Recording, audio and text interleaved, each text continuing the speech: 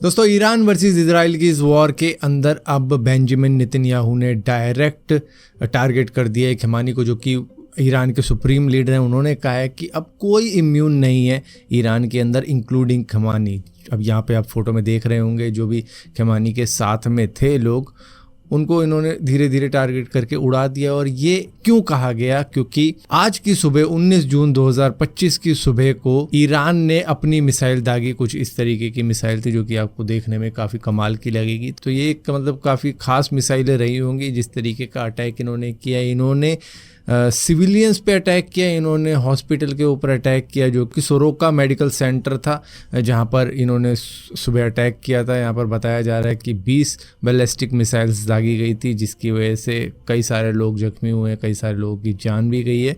अब उसको देखते हुए नेतन्याहू वहीं पे उसी हॉस्पिटल पे जाकर इस तरीके की बात करते हैं कि अब कोई भी बंदा इम्यून नहीं है। जो कि ईरान के लीडर भी हैं वो भी इम्यून नहीं है, अब उनकी भी शायद एग्जिस्टेंस खतरे में आ चुकी है इस अटैक के बाद में। और दोस्तों, सुनने में ये भी आ रहा था कि भैया अमेरिका ने इजराइल को B-2 स्टेल्थ बॉम्बर भी दे दिया है, जिसके अंदर एक खास तरीके का वेपन होता है जिसको GBU-57 कहते हैं, जो कि बहुत ही डीपली पेनिट्रेट कर सकता है, जो कि जो बंकर होते हैं उसको डिस्ट्रॉय करने के लिए। अब यहाँ पर क्यों इजराइल कह रहा है कि हमको भैया वो चीज़ चाहिए जो मतलब B-2 स्टेल्थ बॉम्बर है विद उस वेपन के साथ में, जो कि डीपली स्ट्राइक कर पाए? क्योंकि ईरान के पास में 4 डाउन न्यूक्लियर फैसिलिटी है जो कि बहुत ही गहरी है, बहुत ही ज़्यादा अंडरग्राउंड फैसिलिटी है, और उसको टारगेट करने के लिए इनको चाहिए GBU कि डीपली स्ट्राइक कर सकता है ईरान की न्यूक्लियर फैसिलिटी के ऊपर, वरना इतना ज़्यादा कुछ असर होगा नहीं। हालांकि ऐसा नहीं है कि यूएस ने हेल्प नहीं करी, यूएस ने करीबन 2000 से लेकर 5000 स्मॉल बंकर बस्टर दिए हैं इजराइल को कि भैया इससे काम चला लो। लेकिन इजराइल अभी भी कह रहा है कि भैया हमको चाहिए आपसे GBU-57 दे दो, जो कि काफ़ी डीपली स्ट्राइक कर सकता है और उनका जो मतलब न्यूक्लियर फैसिलिटी है उसको ध्वस्त कर सकता है। इजराइल की प्रॉब्लम ये है कि वो न्यूक्लियर साइट्स पे अटैक तो कर रहा है लेकिन उतना डीपली नहीं जा पाएगा, जो कि एक मेजर फैसिलिटी है, न्यूक्लियर फैसिलिटी है, फॉर डाउन न्यूक्लियर फैसिलिटी, उसको नहीं डिस्ट्रॉय कर पाएगा जब तक उसके पास में यूएस वाले वो बॉम्ब नहीं होंगे जो कि इनको चाहिए, जो कि मांग रहा है। उसके ऊपर बातचीत चल रही है लेकिन अभी मिले नहीं है। वो अगर मिलेंगे तो भैया उसके लिए B-2 स्टेल्थ बॉम्बर भी भेजेगा यूएस। तो भैया वो करीबन $2.1 बिलियन के करीब का एक एयरक्राफ्ट है जो कि स्टेल्थ एयरक्राफ्ट है। तो भैया मांग रहा है, वो कह रहा है दे दो हम अपना काम कर देंगे, लेकिन वो कह रहा है नहीं अभी हम नहीं देंगे, अभी हम बात करेंगे। क्योंकि यूएस चाहता है कि इन दोनों ही देशों के बीच में वॉर आगे ना बढ़े, ये किसी तरीके से ख़त्म हो जाए। लेकिन इजराइल चाहता है कि ईरान के पास में न्यूक्लियर वेपन ना आए, वो हमेशा के लिए ये बात ही ख़त्म कर देना चाहता है कि इनके पास कभी न्यूक्लियर आए, तो उस वजह से वो पूरी फैसिलिटी डिस्ट्रॉय करने की फिराक में है। दोस्तों, एलॉन मस्क की कंपनी स्पेसएक्स के स्टारशिप रॉकेट का स्टैटिक टेस्ट हो रहा था, जिसके अंदर उसको बस इंजन चला के देखना था। वो ज़मीन पे ही रहता, बस इंजन स्टार्ट करके चेक करना था। वो उसी टेस्ट के दौरान इस तरीके से ब्लास्ट हो गया जैसे कि कोई न्यूक्लियर वेपन का टेस्ट होता था ना पहले के टाइम पे, कि भैया बहुत तगड़ा TNT ब्लास्ट हो जाता था, मतलब काफ़ी ज़्यादा बड़ा मशरूम देखने को मिलता था। तो कुछ उसी तरीके का ये टेस्ट हो गया, जो कि टेक्सास के बोका चिका साइट के ऊपर हुआ है। इसमें किसी को भी इंजरी तो नहीं हुई है, लेकिन यहाँ पर ये टेस्ट इतनी बार ऐसे फटने के हो चुके हैं स्टारशिप के कि भैया अब लोग शक करते हैं कि ये सही में उड़ेगा भी या फिर ऐसे ही ब्लास्ट होता रहेगा। 2020 से लेकर 2021 में SN8, SN9, SN10 टेस्ट हुआ और हर बार ये ब्लास्ट हुआ है।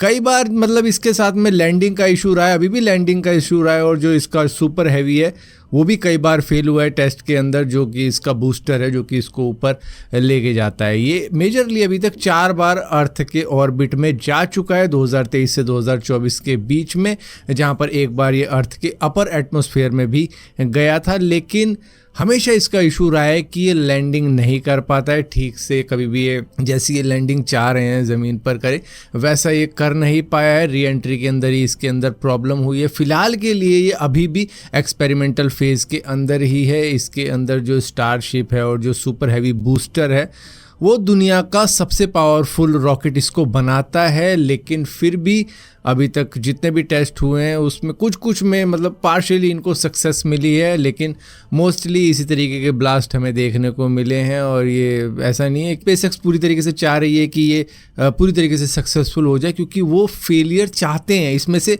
फेलियर निकालना चाहते हैं कि भैया फेलियर कहाँ निकल सकते हैं, और उसको इम्प्रूव करने में ये लगे हुए हैं। क्योंकि अगर मतलब जब ह्यूमन टेस्ट होगा, जब ह्यूमन को बिठाकर भेजा जाएगा, तब उस तरीके की दिक्कत आए, तो इस वजह से हर चीज़ पे हर एंगल पे टेस्ट कर रहे हैं, जिसकी वजह से अभी टेस्टिंग फेज़ के अंदर ही है। और इस तरीके के ब्लास्ट शायद आगे भी देखने को मिलेंगे, क्योंकि कई सारे टेस्टों में तो वो जानबूझ के चाहते हैं कि ये ब्लास्ट हो, कुछ कमी निकले, ताकि उस पर काम किया जा सके। और मैं बता दूं, ये सिर्फ मार्स के लिए ही नहीं बल्कि ये मून मिशन के लिए भी सिलेक्ट किया गया है नासा द्वारा, जो कि इनका आर्टेमिस मून मिशन होने वाला है, जो कि 2-3 साल में हो जाएगा।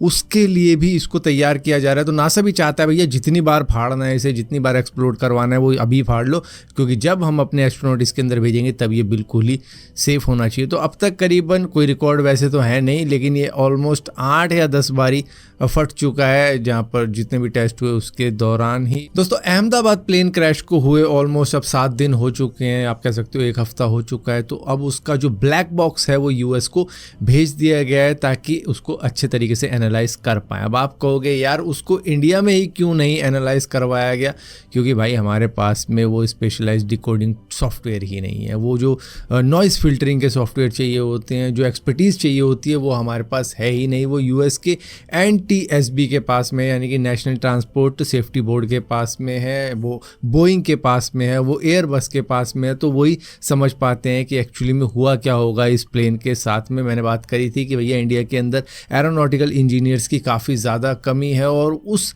एक्सपर्टीज़ के साथ में है भी नहीं हमारे पास में, जो कि मतलब एरोनॉटिकल इंजीनियर्स यूएस में पढ़ते हैं, जो डाटा एनालिस्ट करते हैं, जो क्रैश इन्वेस्टिगेशन या इन्वेस्टिगेटिंग ऑफिसर बनते हैं। तो उनके लिए अलग पढ़ाई चाहिए होती है, वो इंडिया के अंदर कोई कर नहीं रहा है इस वक्त में। जो भी कर रहे हैं वो बहुत कम कर रहे हैं, उनको भी बाहर जाके पढ़ाई करनी पड़ती है, और उसके बाद में वो बाहर ही सेटल हो जाते हैं, बाहर ही जॉब करने लग जाते हैं, जिसकी वजह से इंडिया के पास में लिमिटेड कैपेबिलिटीज़ है। वो अगर करना भी चाहें एनालाइज को, तो वो बस ऊपर बेसिक लेवल से ही कर सकते हैं। उससे ज़्यादा डीप जाना होगा तो हमको US, फ्रांस, UK पर ही निर्भर रहना पड़ता है, जिसकी वजह से इस पूरी गुत्थी को सुलझाने में हमको भी 6 से 8 महीने लग सकते हैं। डिपेंड करेगा यूएस के ऊपर कि वो किस तरीके से या कितना टाइम लेके एनालाइज करते हैं। तो मैं भी इसको पूरा 1 साल भी लग सकता है समझने में कि एग्जैक्टली हुआ क्या था अहमदाबाद फ्लाइट क्रैश के अंदर। दोस्तों, नथिंग का फ़ोन 3 लॉन्च होने वाला है जुलाई के वक्त में, जिसको लेके काल पाई ने बात करी है कि भैया प्रोसेसर कौन सा है कौन सा नहीं है। तो मतलब मैं काफ़ी ज़्यादा परेशान हो चुका हूँ इन सवालों से, जो प्रोसेसर के बारे में पूछते हैं कि इसमें स्नैपड्रैगन 8 है, 7 है, कौन सा है।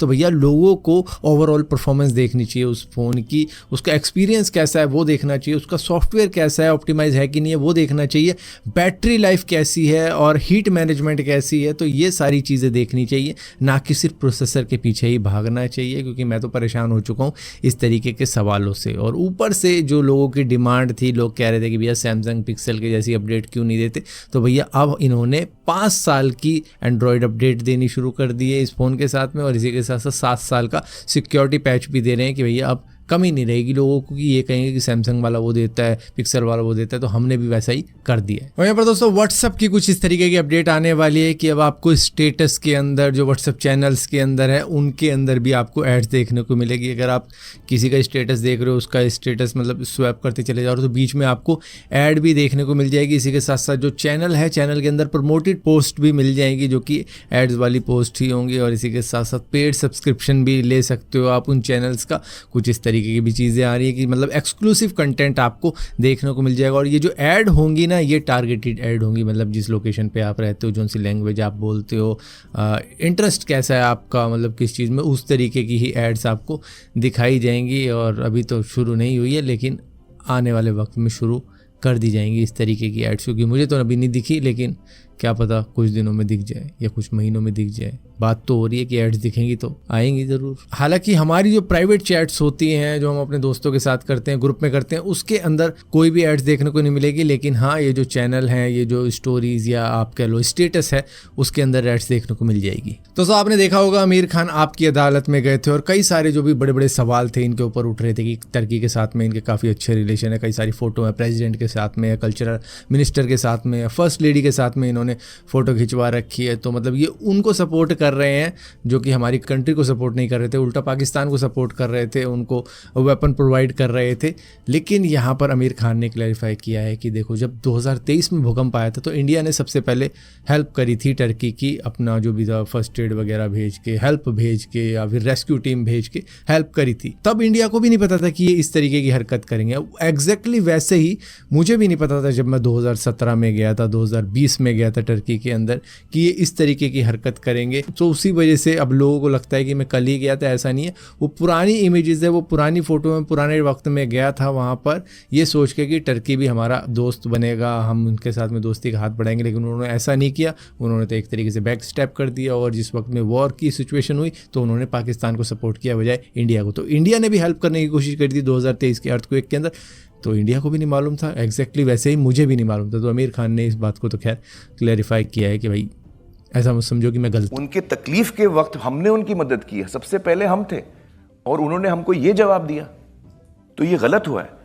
लेकिन ये फोटो मेरी उस वक्त की थी, तो सरकार भी उस वक्त उनको हेल्प कर रही थी। और ये बात आमिर खान ने बिल्कुल ही सही टाइम पे करी है आपकी अदालत में, क्योंकि इनकी जो फिल्म है सितारे ज़मीन पर वो 20 जून को ही रिलीज़ होने वाली है, यानी कि कल ही रिलीज़ हो जाएगी। तो उसके लिए काफ़ी ज़्यादा मतलब फ़ायदेमंद रहेगा कि आमिर खान ने अपनी बात बताई कि मतलब हम तो अपने आप से ही सोच रहे थे क्या सोच रहे थे, लेकिन आमिर खान ने जब एग्जैक्ट क्लैरिफाई किया कि इस तरीके की चीज़ें थी, तो अब कई सारे लोगों को शायद समझ में आएगी बात, और इनकी फिल्म को उतना ज़्यादा हेट रेट नहीं मिलेगा जितना पहले मिल जाता है चुप रहने पे। लेकिन हाँ, पहलगाम के अटैक के वक्त में इन्होंने बहुत डिले किया, वो एक बात रहेगी दिमाग में।